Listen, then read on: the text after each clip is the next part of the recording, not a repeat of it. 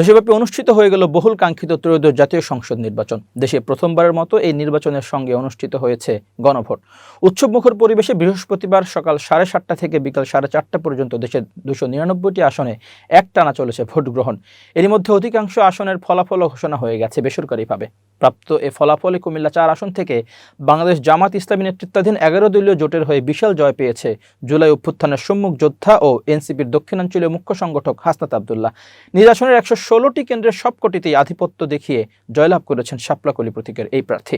বেসরকারিভাবে প্রাপ্ত ফলাফলে দেখা গেছে মোট 1,72,000 ভোট পেয়েছেন হাসনাত আবদুল্লাহ। অন্যদিকে তার নিকটতম প্রতিদ্বন্দ্বী ট্রাক প্রতীকের প্রার্থী জসিমউদ্দিন পেয়েছেন মাত্র 26,000 ভোট।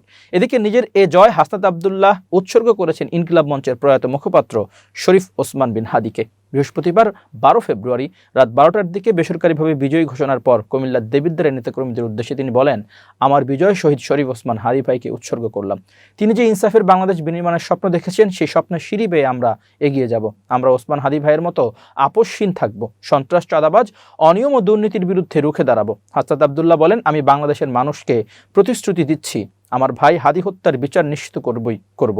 আমরা তার দেখানো পথ অনুসরণ করব, ইনসাফের সমাজ বিনির্মাণে কাজ করব, কখনো অন্যায়ের সঙ্গে আপোষ করব না। এনসিপির এই নেতা আরও বলেন, দেবিদ্বার থেকে সন্ত্রাস, চাঁদাবাজের বিরুদ্ধে লড়াই শুরু হবে। চাঁদাবাজ, মাটি লুটেরাদের সঙ্গে কখনো আপোষ করব না।